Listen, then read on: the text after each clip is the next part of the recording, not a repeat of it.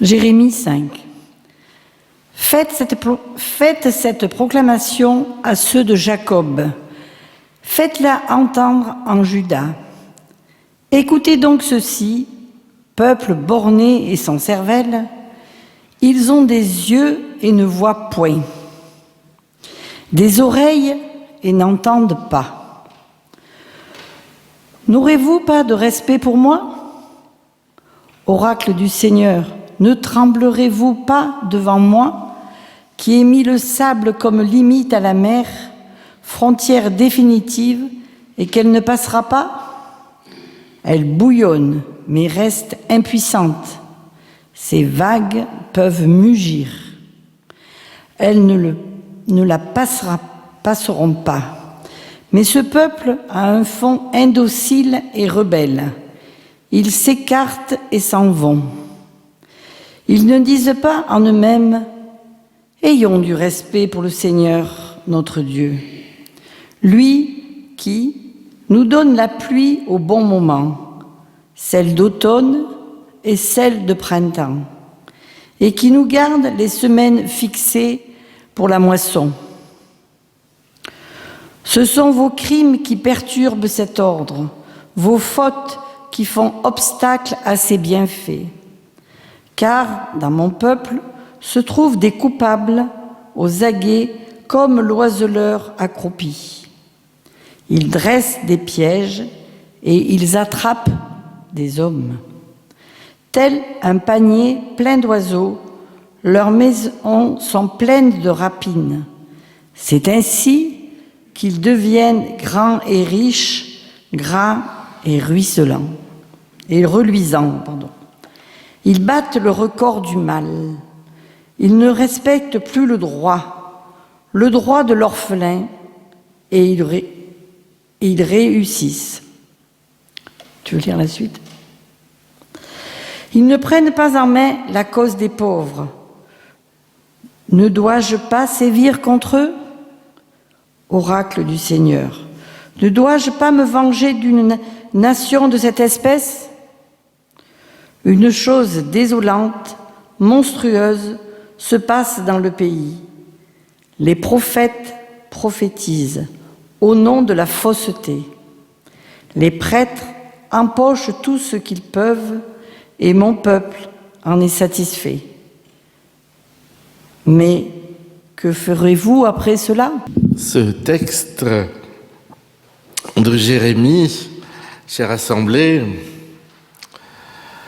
voici un texte où Dieu ne mâche pas ses mots à son peuple et puis peut-être à nous seulement. En entendant ce texte lu, j'ai pensé aux réunions des différentes COP, mais ne passons pas de la question à la réponse sans avoir examiné quelle est la question. Avons-nous besoin de ce texte aujourd'hui? Peut-il prendre une place dans notre actualité? D'ailleurs, notre actualité, il y a deux façons de la voir. L'une pessimiste, où nous sommes menacés par des maladies pandémiques, la grippe, le Covid, par un déséquilibre économique mondial qui nous fait craindre un manque d'électricité, par une inflation qui mange notre pouvoir d'achat. Une autre façon, où la foi et la Bible prennent leur place. Nous sommes ici au culte. Nous fêtons le tombeau vide, l'annonce de la vie éternelle. Après, nous aurons peut-être, pour ceux qui le veulent, un repas fraternel, comme nous aimerions que soit l'Église, un repas ouvert, où l'important est de partager. Il nous est très difficile d'être serein avec la première vision du monde. Elle est faite de menaces, de complots, de manipulations grossières, mais qui marchent. Et nous cherchons des réponses, des sauveurs, des experts, un avenir.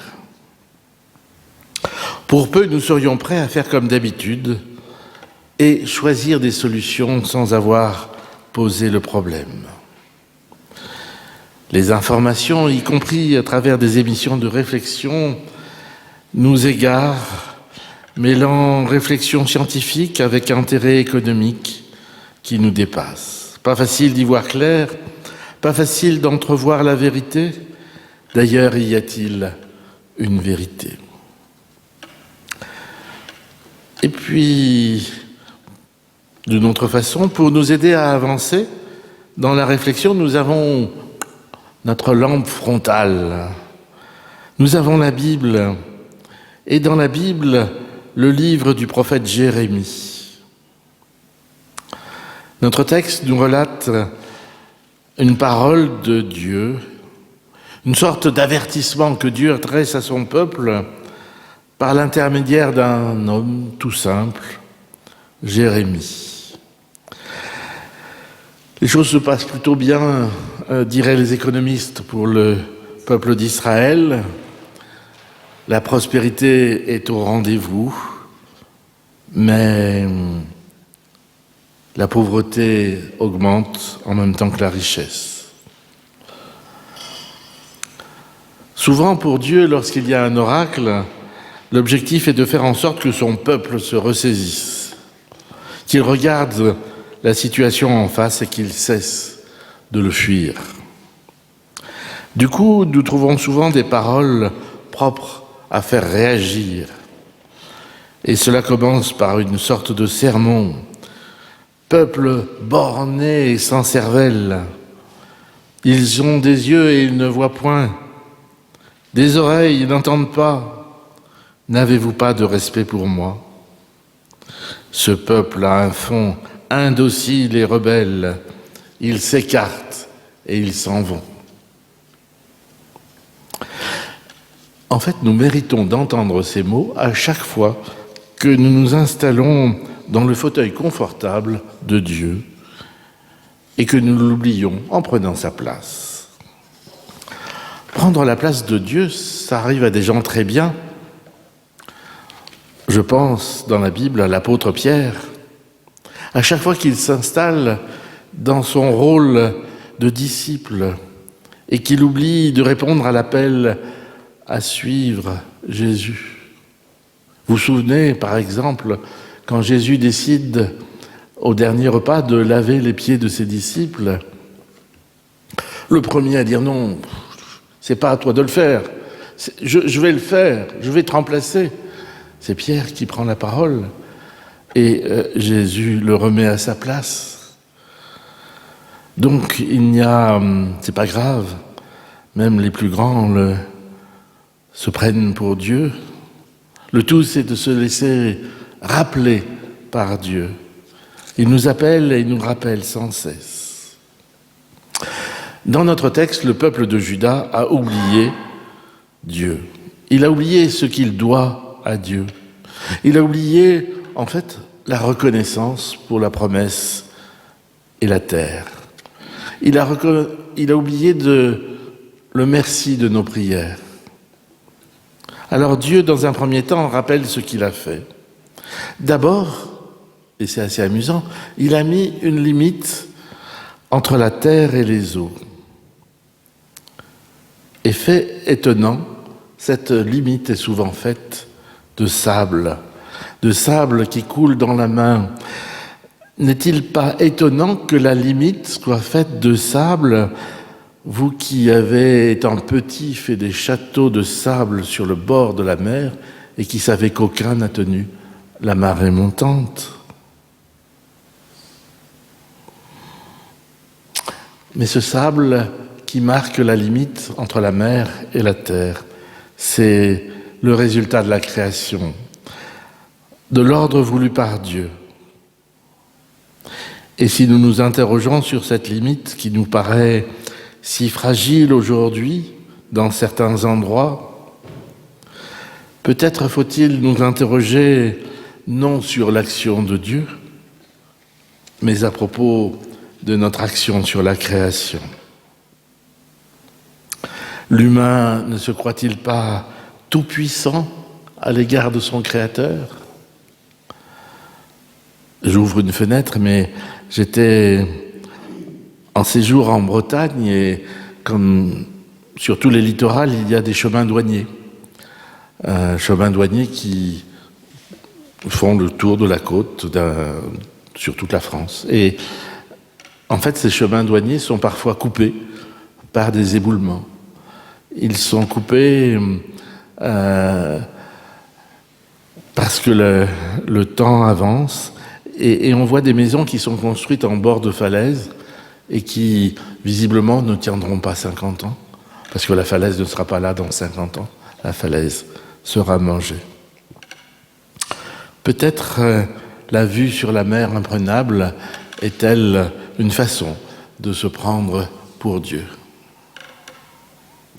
Plus loin, Dieu se dit dans cette sorte de confession de foi.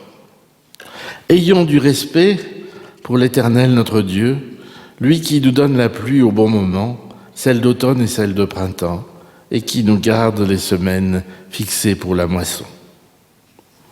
Le Créateur a fixé une période pour le temps. Chaque année, le cycle recommence et notre vie est profondément enracinée dans ce cycle.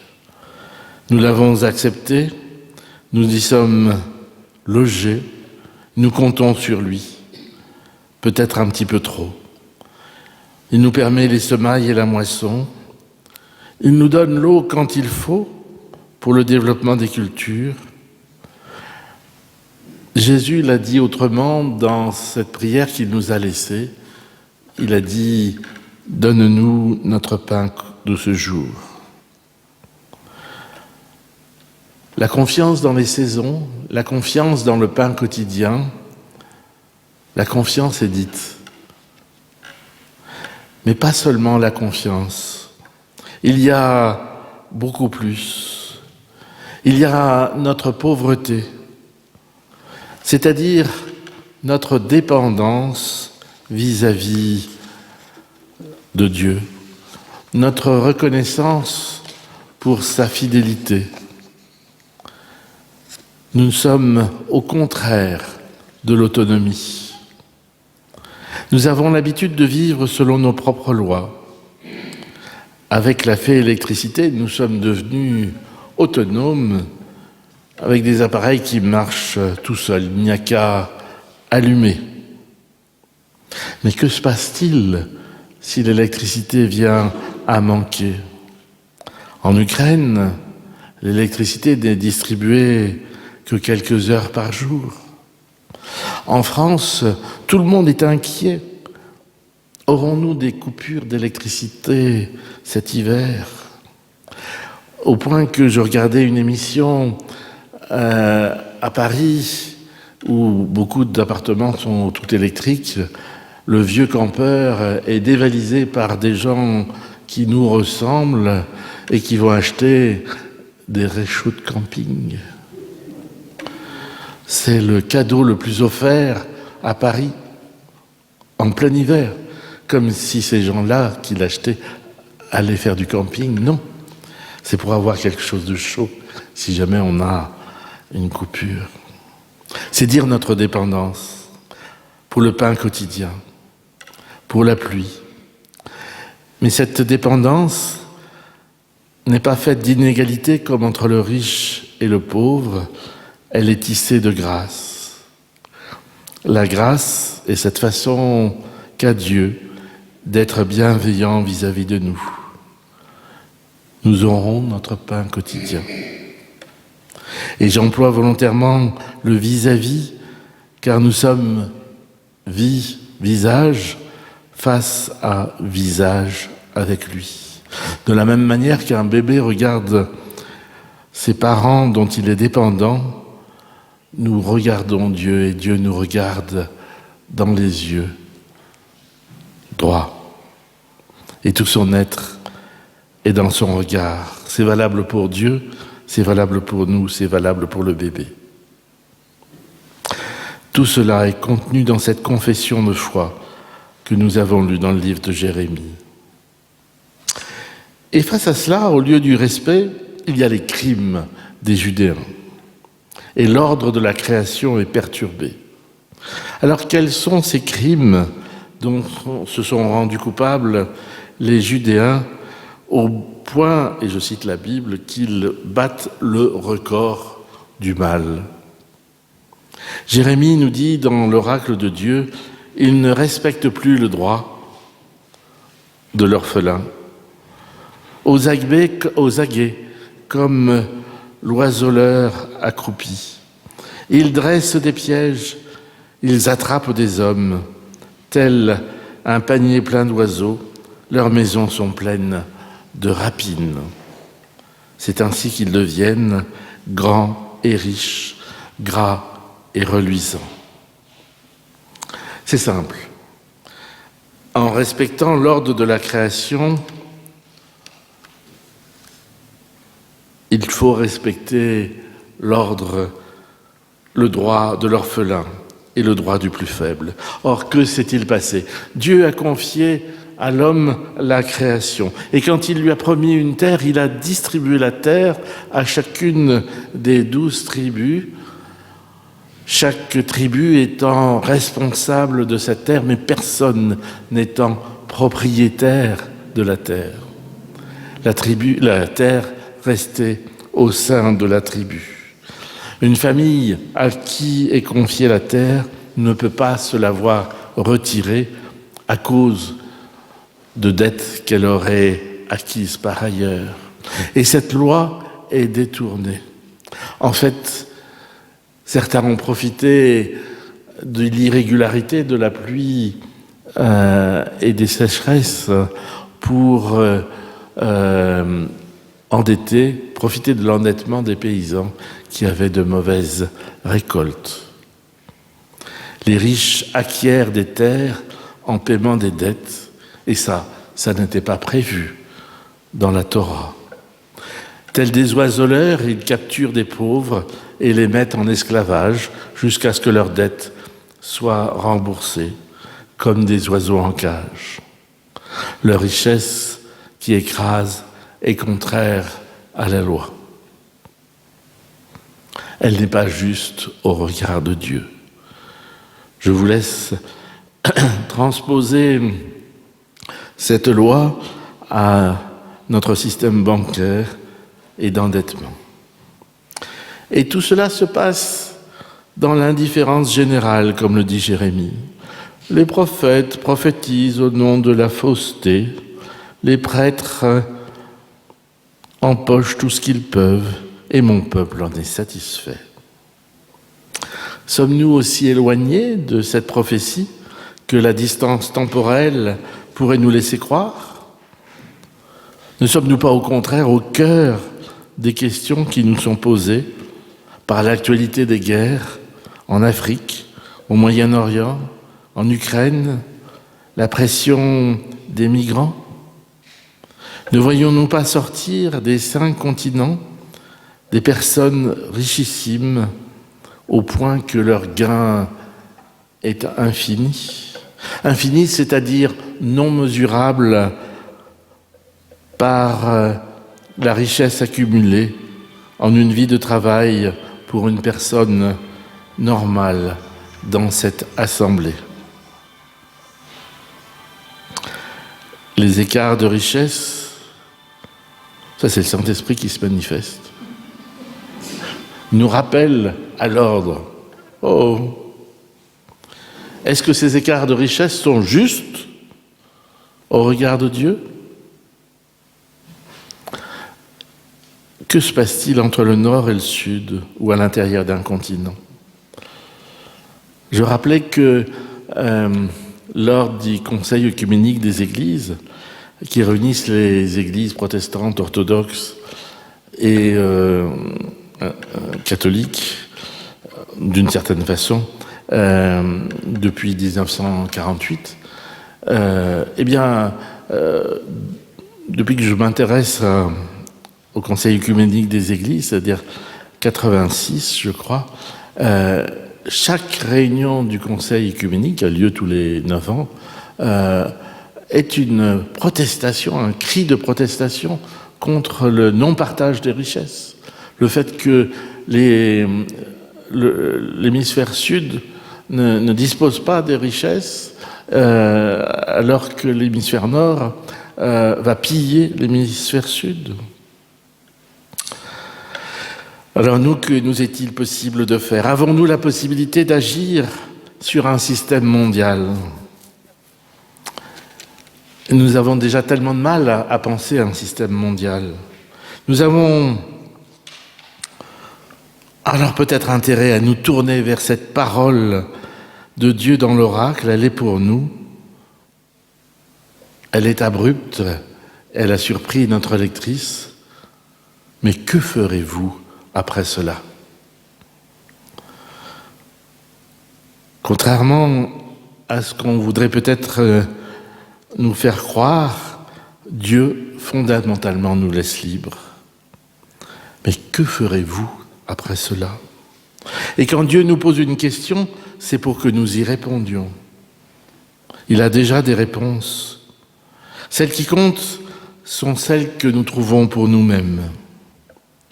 Et c'est cela la liberté du chrétien. Moïse l'a dit dans l'Ancien Testament, dans le Deutéronome, Dieu met devant nous le bien et le mal, la vie et la mort. Il nous propose de choisir la vie. Il nous dit, choisissez la vie. Alors pour nous aujourd'hui, il nous faut comprendre le monde.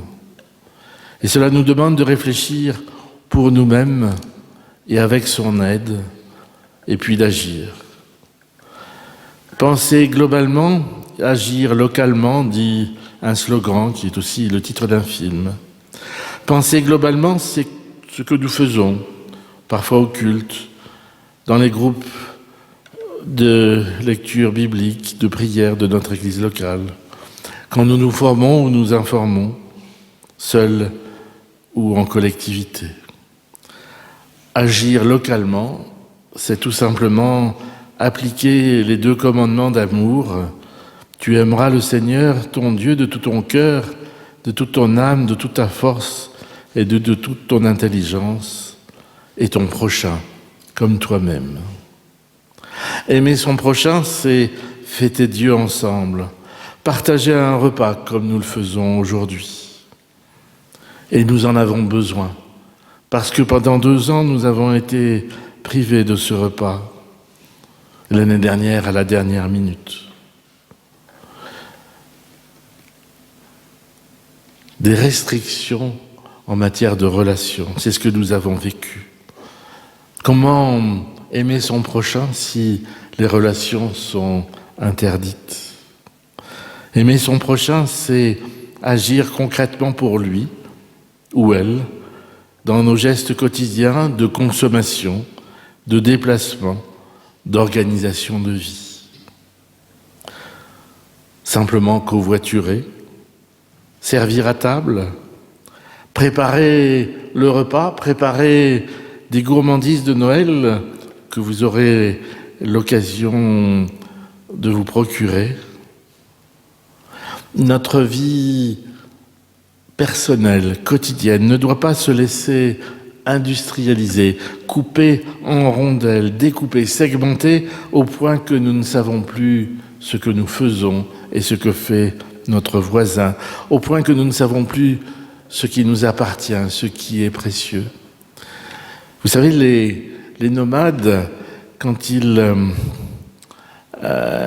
accueillent un hôte, souvenez-vous d'Abraham au Shem de Mamré, ils tuent un agneau. Pourquoi un agneau? Parce que l'agneau est ce qui est le plus précieux pour un nomade, c'est le bétail qui va le suivre tout au long de sa vie. Et donc les nomades vont offrir ce qu'il y a de plus précieux pour eux, c'est-à-dire un agneau. Et nous, quand nous faisons des cadeaux, quand nous offrons quelque chose, nous pouvons offrir une bouteille de champagne, mais je ne vois pas de viticulteur de champagne dans la salle, et nous pouvons offrir des confitures de figues, de tomates, de ce que vous voulez, si jamais vous en faites. Notre vie quotidienne doit pouvoir être le reflet du commandement d'amour. Nous ne devons pas nous laisser engloutir par la loi du rendement, du combien ça rapporte.